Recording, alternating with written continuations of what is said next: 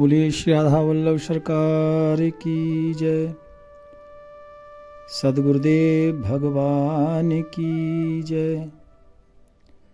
तिलपत वाले बाबा सूरदास जी महाराज की जय।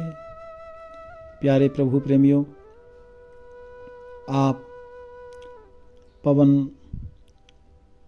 पावन मधुर सरिस सदगुरुदेव भगवान का पावन चरित्र आप सभी श्रवण कर रहे हैं। प्यारे भक्तों, आप सभी ने कल श्रवण किया कि सदगुरुदेव भगवान ने ग्रेटर नोएडा, पहले तो ये सब गांव थे, अभी ग्रेटर नोएडा हो गया। जितने भी ग्रेटर नोएडा के गांव थे भक्तों, तकरीबन 40-50 गांव, हर गांव में सदगुरुदेव भगवान ने नाम का प्रचार किया, क्योंकि गुरुदेव जानते थे और भक्तों को जनाना चाह रहे थे कि कलयुग केवल नाम आधारा, सुमर सुमर नर उतर ही पारा।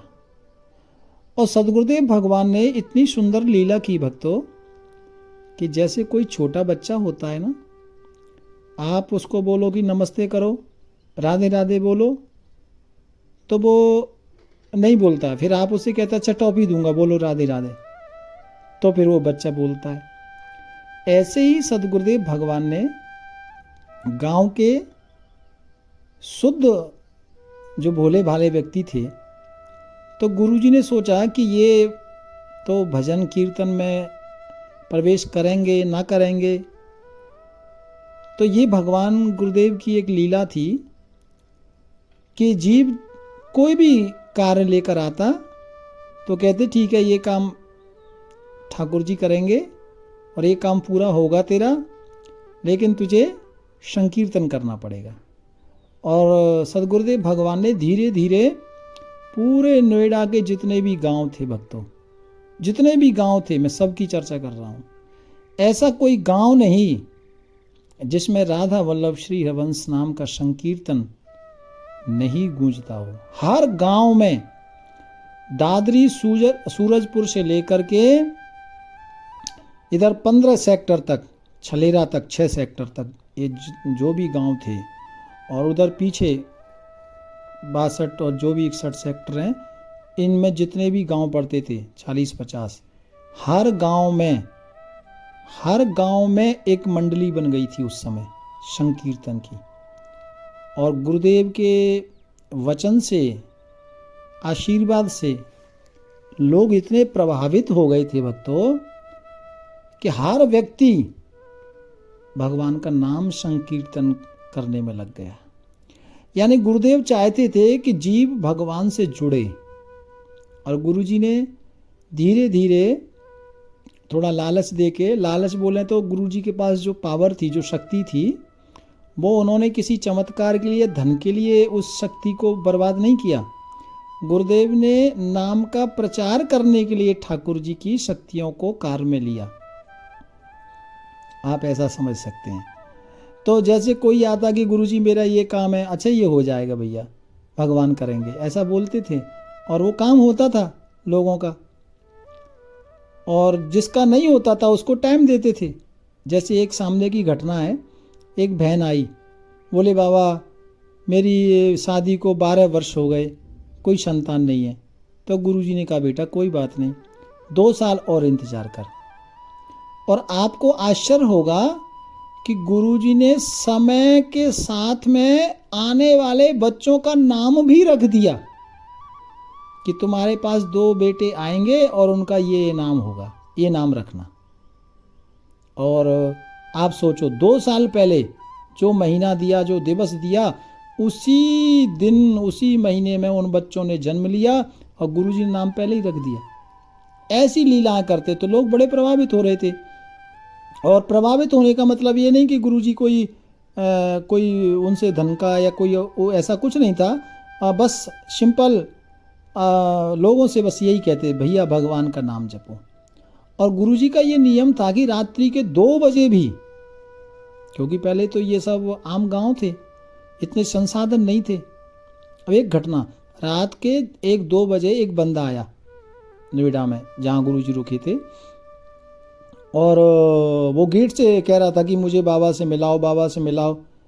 तो रात में जो वहाँ भक्त थे वो उठे, भैया क्या बात है, बाबा तो विश्राम कर रहे हैं।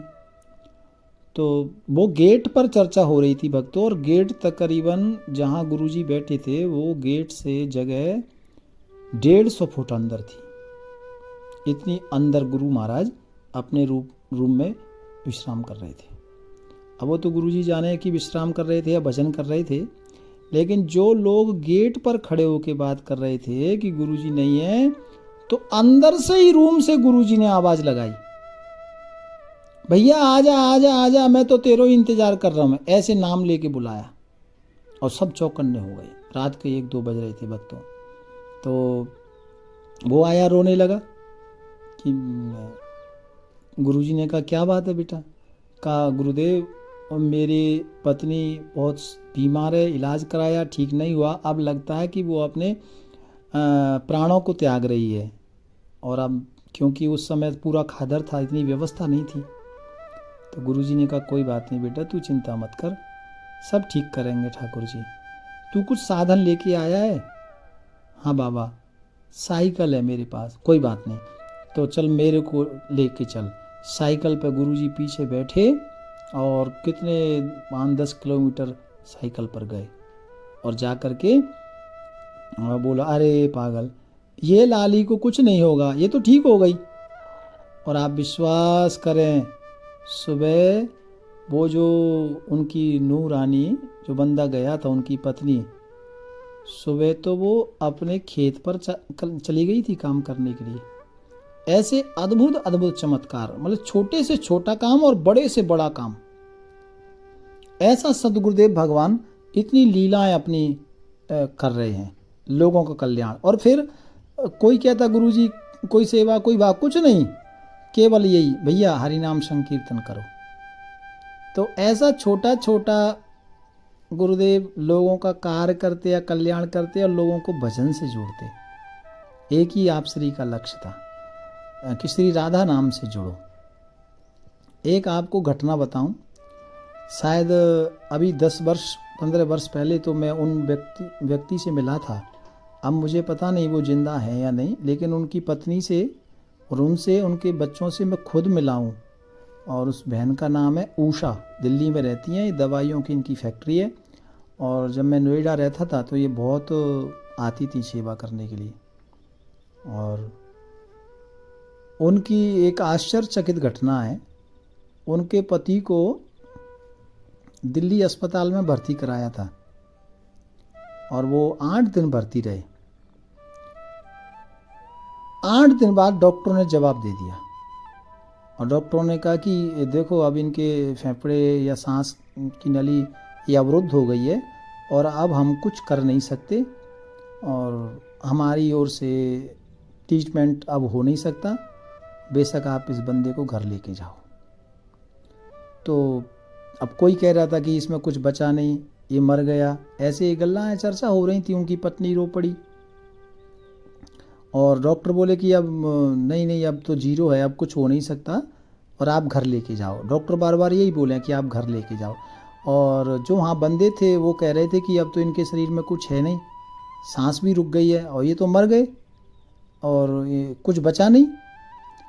तो ये अपना इधर कालिका मंदिर के आसपास में अस्पताल था, वहाँ से गुरुजी नोएडा में थे। तो गुरुजी के पास लोग आए, क्योंकि वो उन गुरु महाराज के ही शिष्य थे। उनको डॉक्टर साहब बोलते हैं, मैं स्वयं उनसे मिला हुआ हूँ। और गुरुजी को वहाँ लेकर गए लोग संसाधन से, और वहाँ ले जाकर सब रोने लगे कि डॉक्टर साहब तो बीमार हैं और डॉक्टरों ने मना कर दिया। और कोई जो वहाँ 2-4 लोग थे, ये बिल्कुल सामने की जेन्युइन घटना आपको सुना रहा हूँ। तो किसी ने कहा बाबा वो तो मर गए, और मैंने तो वहाँ देखा वो तो मर गए और वो बीमार नहीं है, अब उनमें कुछ बचा नहीं है। तो वहाँ तकरीबन 20-25 लोग थे भक्तों, और गुरुजी ने आँखें बंद की, बोले अच्छा, बोले हाँ भैया मोह को लेके चलो वहाँ। और 2 मिनट बाद गुरु ने कहा कि मुझे लेकर चलो, और गुरुजी आए।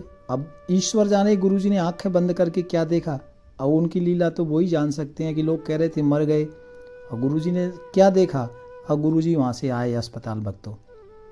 और जो बंदा, कुछ लोग कह रहे थे कि ये मर गया, डॉक्टरों ने मना कर दिया, शरीर में कुछ नहीं है, ये आश्चर्यचकित घटना है भक्तों। और मैं स्वयं मिला हुआ हूँ उन व्यक्ति से। करीबन 50 बंदे साथ थे। गुरुजी वहाँ गए और वो डॉक्टर साहब के सिर पर हाथ घुमाया गुरुजी ने, और सिर पे हाथ घुमा के कहा, अरे पट्टे उठ भाई, तुझे तो 90-95 साल जीना है, तू अभी से क्यों सो रहा है। भक्तों ये सामने की घटना है। वो बंदा उसी क्षण उठा, और ऐसे उठा जैसे सो रहा हो, एकदम हड़बड़ा के उठा, और गुरुजी को देखा, एकदम उठ गया उस बिस्तर से जहाँ वो पड़ा था, और चरण छुए। गुरुजी आप बोले हाँ, और फिर डॉक्टर सब आए, चेकअप हुआ, सब कुछ नॉर्मल था, एकदम वो बंदा ठीक हो गया। और वो बंदा अभी मैं मिला नहीं, 10-15 साल पहले उनको मैं मिला था, और वो बहुत अच्छे सेवादार हैं। उनकी फैमिली पंजाबी फैमिली से बिलोंग करते हैं वो, और डॉक्टर साहब के नाम से मैं उनको जानता हूँ, लेकिन उनकी पत्नी का नाम उषा है, और वो दिल्ली में ही रहते हैं भक्तों। तो वो व्यक्ति आज तक ये लगा लो जिंदा है, और कोई रोग नहीं। आप सोचो, ऐसे अद्भुत अद्भुत गुरुजी कार्य करते भक्तों। और उनका जो वचन था ना, वो बड़ा सिद्ध था। जो मुख से बोल दिया वो वचन सिद्ध ही होता, ऐसा गुरुजी की अटल तपस्या थी भक्तों। ऐसा आप श्री का कोई योग था, जो भी समाधि तपस्या से जो गुरुदेव ने लिया, और वो वचन सत्य ही होता। और मुझे तो ऐसा लगता है कि ठाकुर श्री राधा वल्लभ लाल ने ये गांव में, समाज में गुरुजी महाराज को भेजा, तो केवल ये नाम प्रचार के लिए ही, दुनिया में प्रेम को अमर करने हेतु ऐसे महापुरुष को हमारे बीच भेजा। ऐसी सुंदर सुंदर लीलाएं, ऐसे अनेक उदाहरण हैं भक्तों, जो गुरु महाराज ने अपने कार्यकाल में, जीवन में हजारों लाखों लोगों का कल्याण किया। अद्भुत घटना है गुरु महाराज के जीवन की। प्यारे भक्तों, आपको एक घटना और मैं आपको बताता हूं, ये सारी सच्ची घटना है। गुरु महाराज के पास, अच्छा एक बात और थी, गुरुजी जब अकेले रहते थे ना, तो कभी कभी बांसुरी बजाते थे, बड़ी प्यारी बजाते थे, बांसुरी बजाते थे गुरु महाराज। और दिखने में ऐसे लगते कि बिल्कुल कुछ आता नहीं, लेकिन कोई अंग्रेज आता ना तो इंग्लिश में बात करते, कोई जर्मन आता तो जर्मन में बात करते, कोई गांव का आता तो गांव की भाषा में बात करते, और कोई गुजराती, पंजाबी, कोई भी आता तो गुरुजी उसी भाषा में बात करते। ऐसा आप श्री का अद्भुत ज्ञान था, और जो उन्होंने मुख से बोल देना है वही होता। एक घटना मैं आपको बताऊं, अभी भी वो बंदा जिंदा है, जिनकी ये सब चर्चा मैं वो कर रहा हूं जो प्रमाण के साथ आपको बता रहा हूं। गुरु महाराज के आश्रम में, यहीं दिल्ली में, एक माता जी थी, वो हरिजन समाज से आते हैं, और वो वहाँ पर सेवा करती थी, जो भी सेवा होती थी वहाँ, साफ सफाई, जो भी गुरु महाराज के आश्रम में सेवा मिलती वो करती थी बहन जी। एक दिन उनका बेटा, उनकी उम्र रही होगी तकरीबन उस बेटे की 7-8 वर्ष, वो बेटा अपने माँ के साथ आया, और उस बेटे को देख के गुरुजी ने कहा कि बेटी ये बच्चा किसका है। तो गुरु महाराज ने कहा कि ये बच्चा आपकी बेटी का है। अच्छा, तो क्योंकि उस समय गरीबी बहुत थी, तो वो बेटे ने ना कुर्ता पजामा पहन रखे थे, किसी ने दिए थे, तो उस बच्चे ने पहने। तो गुरुजी ने कहा कि बेटा ये तेरे बेटे को तो नेता होना चाहिए। तो वो माँ बोली, अरे गुरु महाराज, हमारे भाग्य में पेट भर जाए यही बहुत है, नेता कहाँ से बनेगा मेरा बेटा? बोले नहीं नहीं, ये नेता बन गया, अब ये आज के बाद नेता बन गया और ये बहुत बड़ा नेता बनेगा और तेरा नाम करेगा, बस ये ऐसा मेरा मन कह रहा है। ये नेता बन गया और ये नेता बनेगा, ऐसा गुरु महाराज ने बोला। भक्तों, आज भी वो नेता जिंदा है। और जो लोकल एनसीआर वाले लोग हैं वो सब समझ रहे होंगे कि मैं किसकी बात कर रहा हूँ। और वो नेता ऐसा बना कि एक बार जीता ना भक्तों, तो लगातार एक ही सीट से 45-40 वर्ष तक हारा नहीं।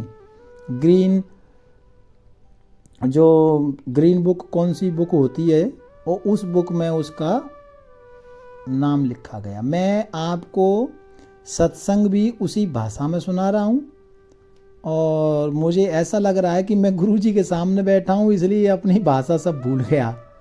और ये ऐसा सोच के मैं आपको सुना रहा हूँ, इसलिए मैं शब्द भी वही आपको उच्चारण में बोल रहा हूँ। ये बिल्कुल सच्ची घटना है, और ये दिल्ली की घटना है, और वो दिल्ली का नेता आज भी जिंदा है भक्तों। मैं उनके घर गया हूँ 3-4 बार।